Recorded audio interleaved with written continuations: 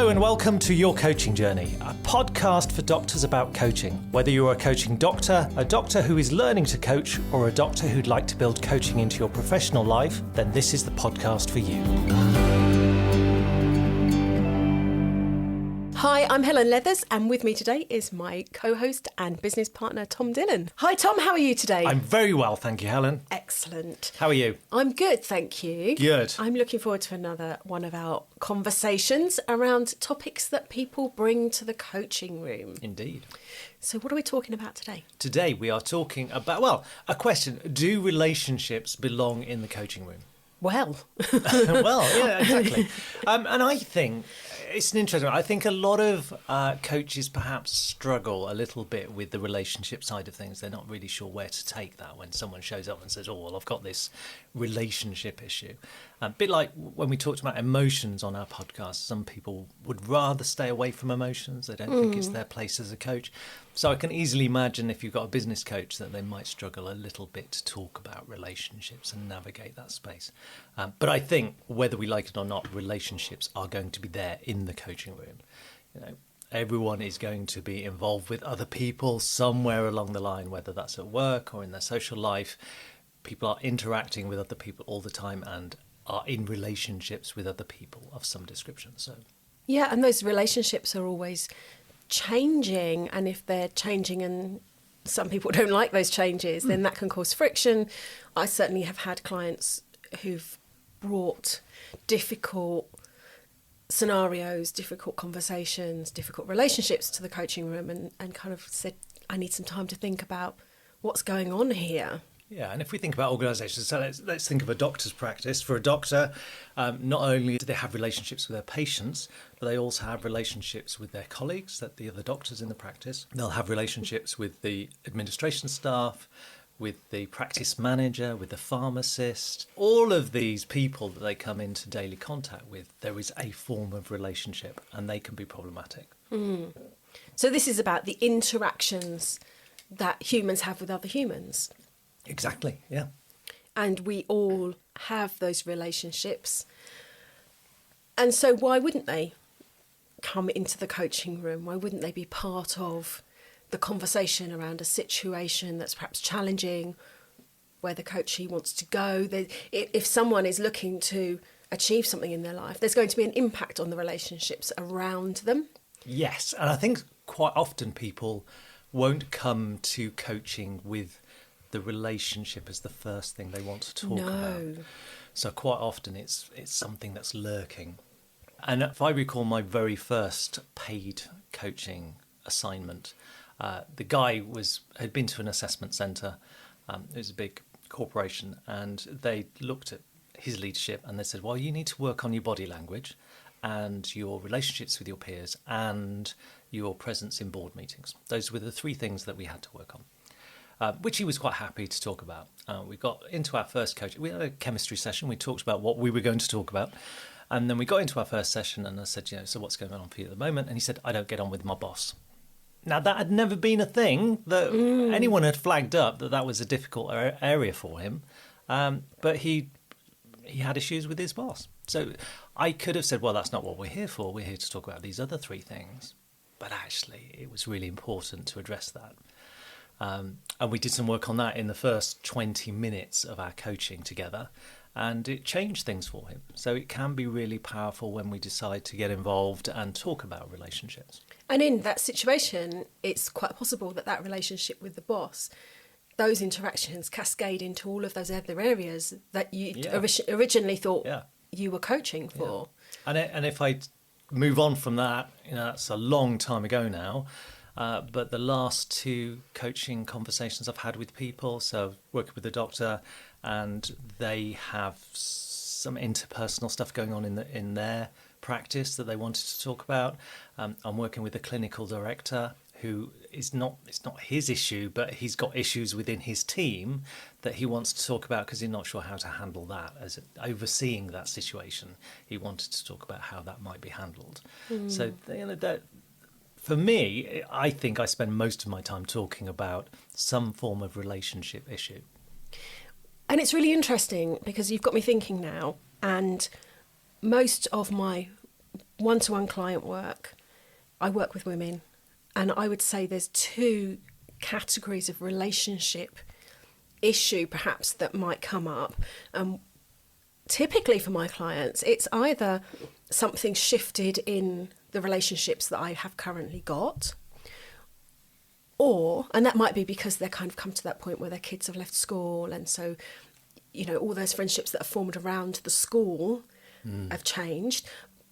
The other thing that comes up a lot is women who've got to a certain point in their life and they've realised that they don't actually have many friendships, and they're kind of going, well, how do I in my 40s or 50s make new friendships? And that's an interesting, different sort of slant to look at relationships as well. Yeah, and I suppose most of mine are more organisational context relationships, so it's not the personal side of things, but that does come up from time to time. But on the whole, I'm forced into this position where I have to work with these people and they're a nightmare, and how do I navigate that?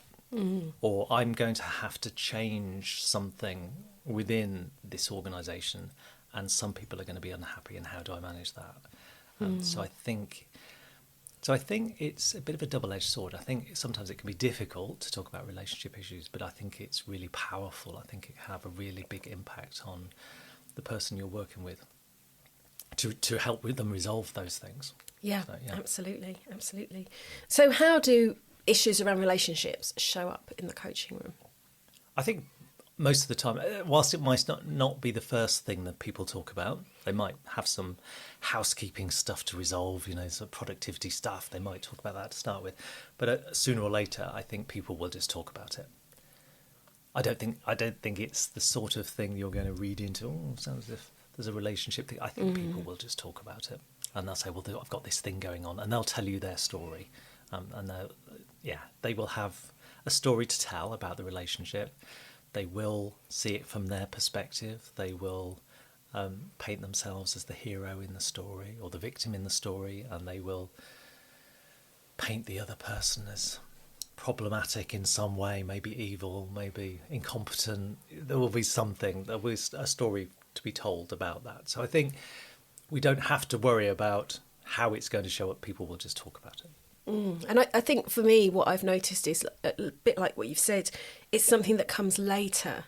And I think there's something about building that trust, building that rapport, testing that coaching relationship with other topics, and then introducing the concept of difficulties within relationships. It's almost like that's what I really want to talk about, but it seems too precious and I need to be careful about how I approach this, and can I trust this coach?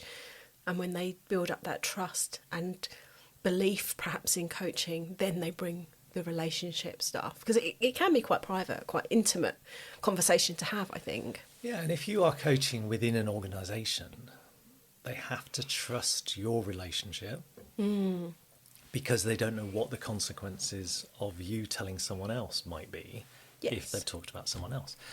So obviously we always reassure people that coaching is a confidential conversation, but until they have that trust in that process, then why would they tell you something about someone else in the organisation unless they're confident that it will remain confidential? So I had someone recently, we talked about confidentiality. He was, I thought, quite happy that everything was confidential. And then I asked him about someone else in the organisation and said, so what's happening with them?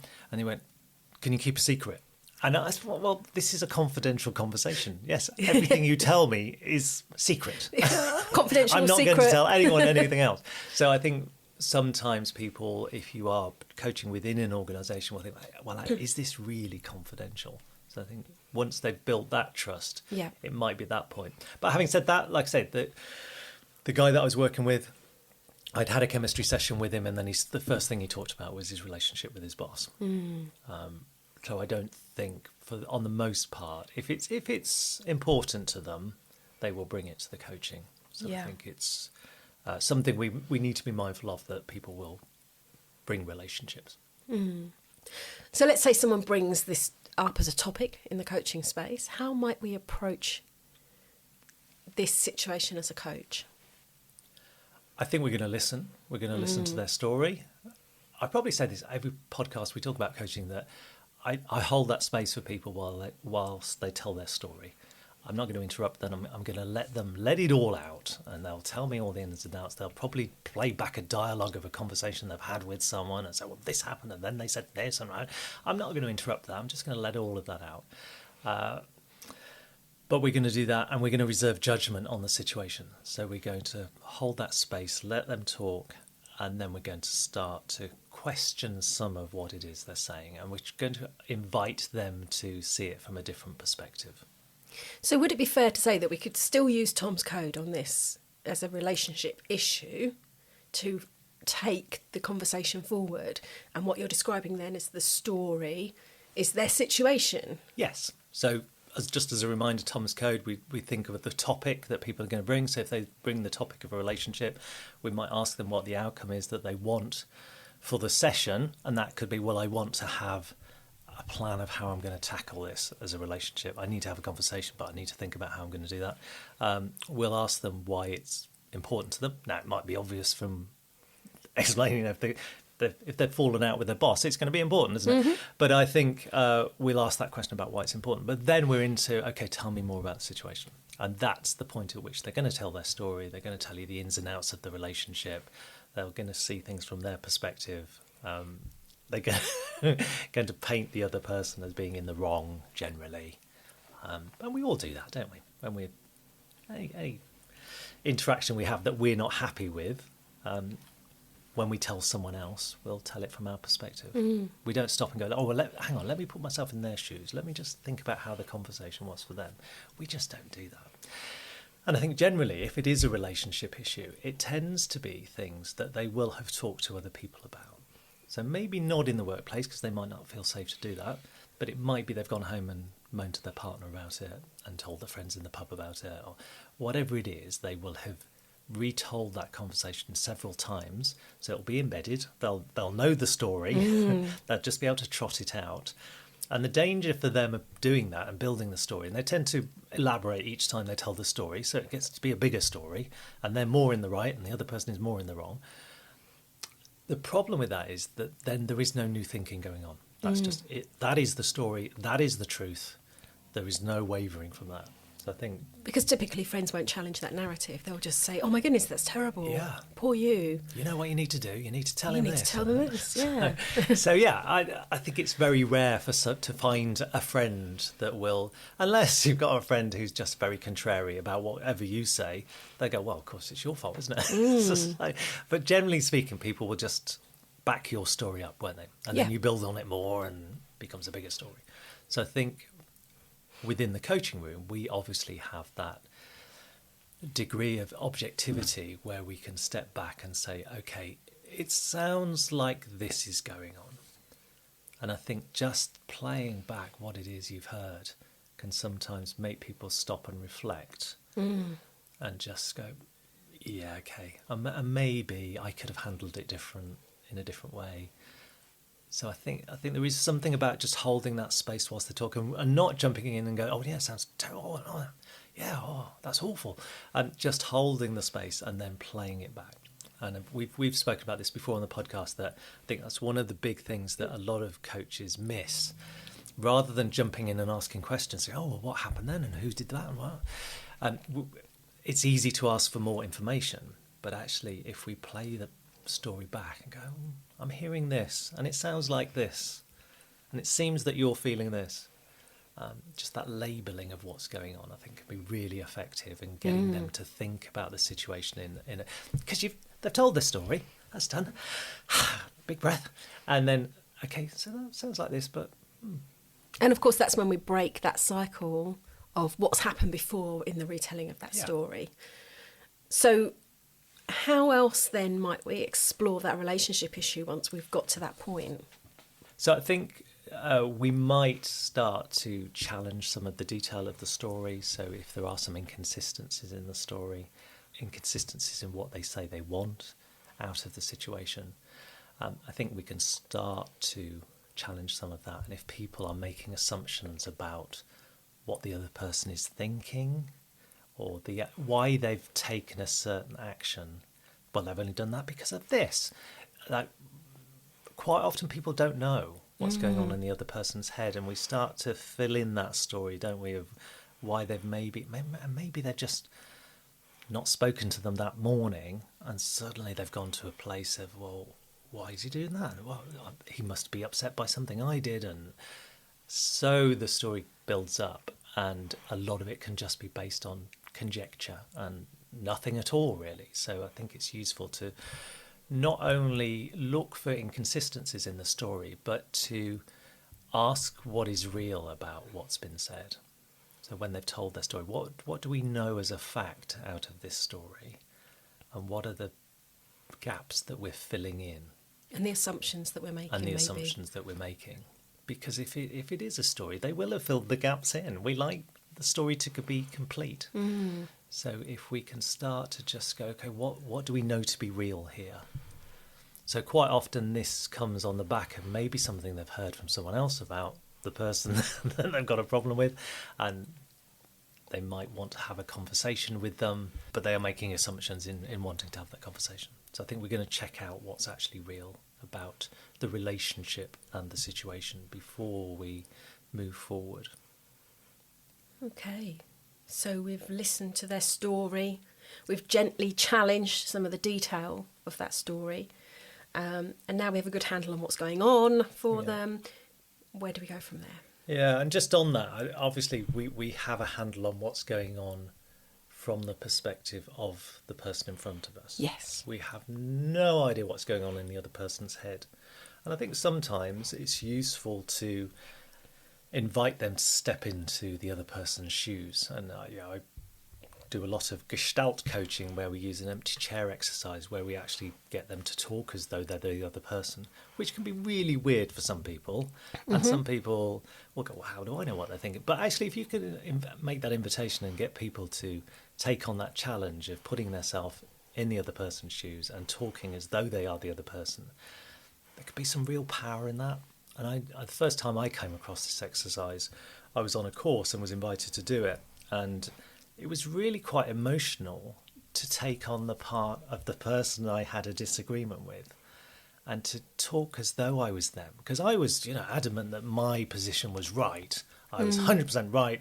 There was no wavering. They needed to do something different. And then as I spoke as them, I saw it from their perspective. And my approach to that situation totally changed. They must have wondered what had happened, because suddenly I was much softer in the way I was approaching it, and much more conciliatory. And that changed the way the relationship worked, because I'd been invited to sit in their position and to talk as though I was them. So that can be really powerful. And also, just thinking about this, in the previous episode, we talked about the parent-adult-child model. The one before that, we looked at transactional analysis, which includes the drama triangle.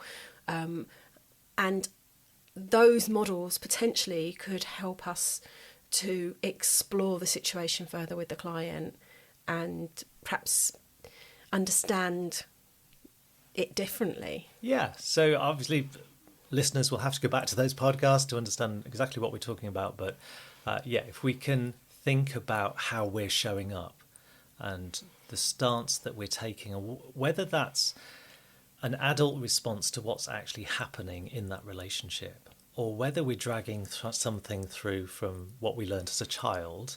So we're kind of going maybe to a child ego state of, well, that's not fair and I don't like it, that we could take that on and just start behaving in that way that we might as a child. And that doesn't mean we are a child, but it's a reaction to what's going on, isn't it? And quite often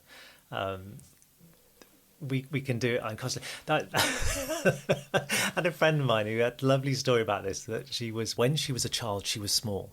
And the other children in the playground who were much taller than her used to pat her on the head. And she used to get a lot of fights because people she got really annoyed about it. But that was something that happened to her a lot.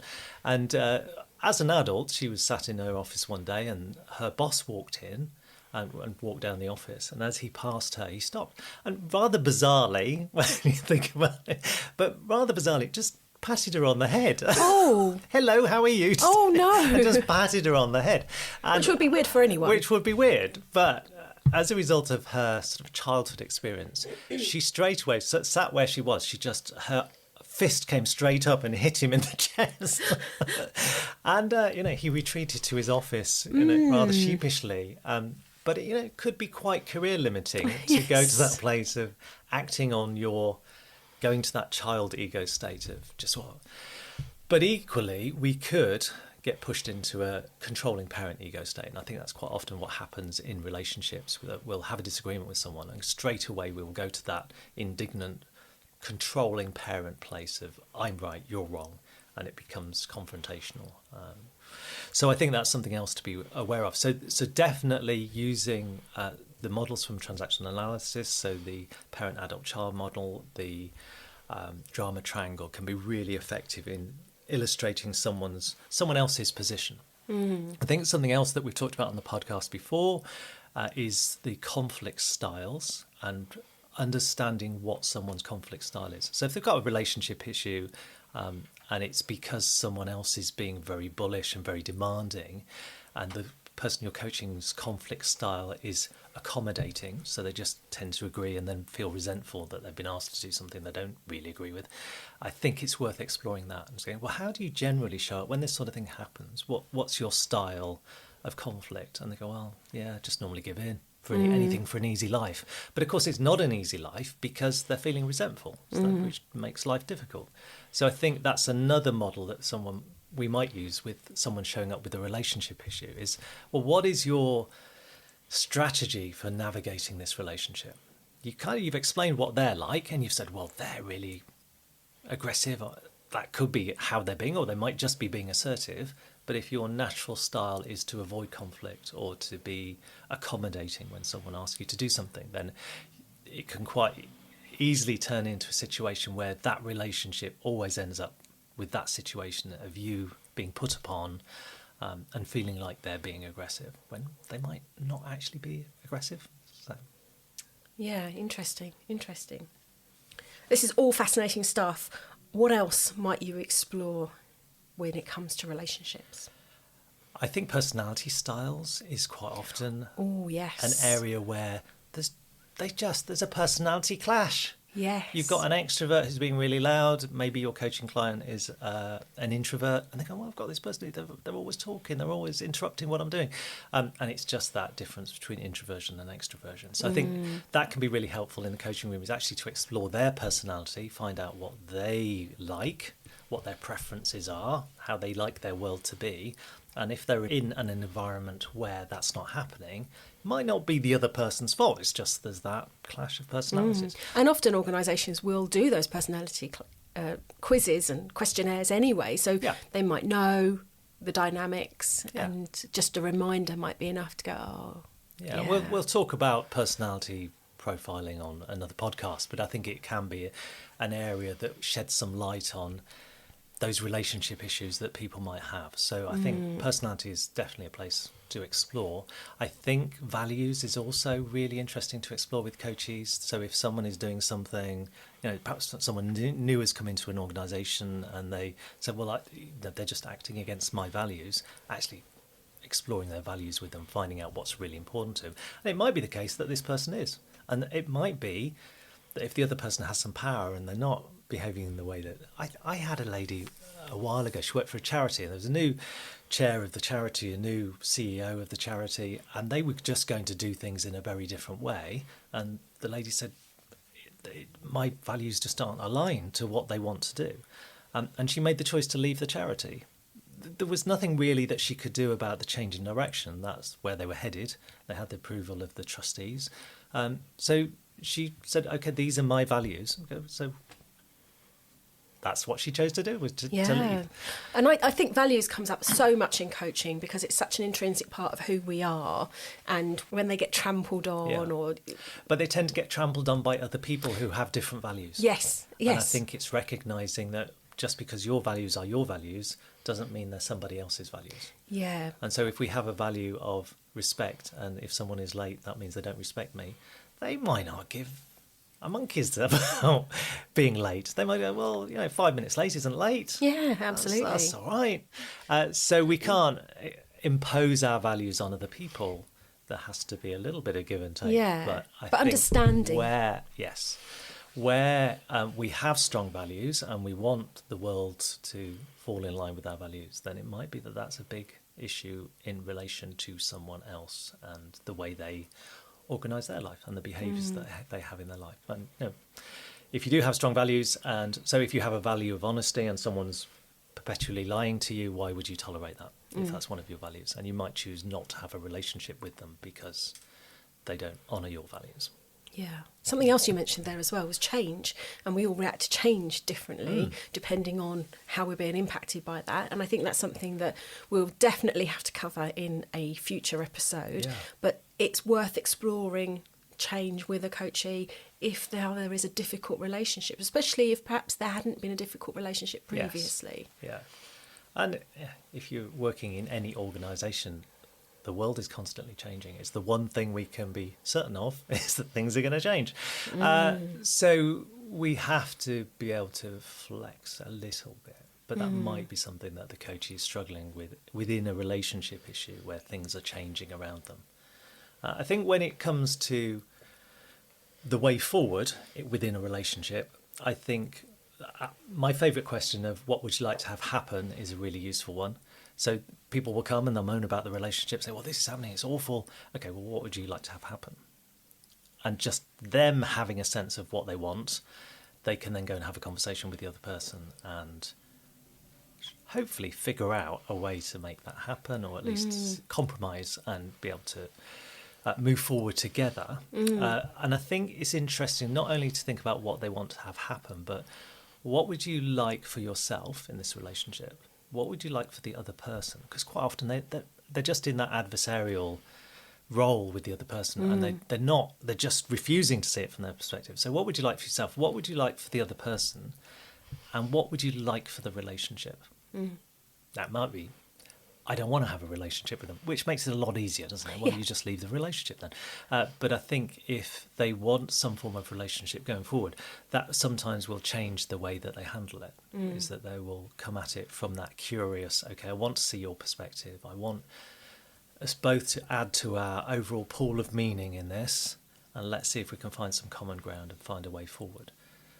So I think that's really, really helpful to think about what you want for the relationship as well as what you want for yourself.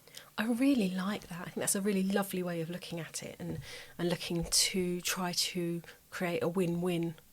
Yeah. Or a not lose too much scenario. Yeah, it's funny. I was listening to a podcast the other day of this guy who's a hostage negotiator, and he says never do a deal with someone who comes saying they want a win-win outcome. He said it's a bit of a con. Win-win generally means they win. So he said it's not that you're not aiming for a win-win, but if someone starts by saying I want this to be a win-win, they generally don't mean it, which was an interesting take on that whole win-win thing. Yeah. And I think he wrote a book called Never Split the Difference. So that idea, well, don't compromise, just negotiate. And so, which again is an interesting style of negotiation, isn't it? It is. Yeah. I digress. You but do. It just came up for me then. But I think there's some really interesting avenues to explore here with relationships, and there's myriad of ways we can go with it. And obviously it's the same in any coaching scenario. There's always a number of approaches you can take, but I think we've given lots of ideas around how we can explore relationships and raise the awareness of our coachee, gain new insights, gain new perspectives, and then start to look at how we can come out of this scenario. Yeah, so it's all about generating new thinking, and that might be seeing things from the other person's perspective, and then asking what would you like to have happen, because they will want something to happen within that relationship. They're generally talking about the relationship because the relationship is important to them. So they generally want something positive to happen on the back of them talking about it. And I think within a coaching context, we offer the perfect environment for them to explore that and arrive at a good place with it, and then to go off and have the conversations that it would be good to have, and to find a new way forward. Or even just to have a new understanding and maybe not feel quite so rubbed up the wrong way by that person. Could be, yeah. You know, and have a, Yeah. like you said, or a it could softer. be, as we say, that on reflection, they might choose not to have a relationship with that person. that could be an outcome. Yeah. And I say, as coaches, we're not attached to the outcome. It's for them to decide what is right for them. We don't have to fix the relationship. But I think encouraging some new thinking is good. Excellent stuff. Thank you, Helen. I've really enjoyed that. Me too. Lots to think about. Lots to mull over. Think about. So in our next episode, this is going to be exciting. We're going to be demonstrating some coaching. We are. Yes. Who's coaching whom? You're coaching me. Okay. Yeah. No pressure. No pressure at all. It'll all be fine. Yeah. You're a good coach, I've heard. We'll see. Yes, and no, that's that. Well, and I think we talk a lot about coaching, but no one's ever seen us coach. No, absolutely. Other people that have been on our transformational coaching diploma, no one sees us, and they have to take our word for it, for it that we can coach. So let's demonstrate some coaching. We do join in coaching each other on occasion on the training course, depending on numbers and that kind of thing. But for the most part, only our clients see us coach. Yeah. So, but we can coach. Promise. So next time we will be demonstrating coaching. Excellent. I should look forward to that. Yes, me too. And don't forget to subscribe so you don't miss an episode in the future. We'll see you soon. Bye for now. Bye-bye.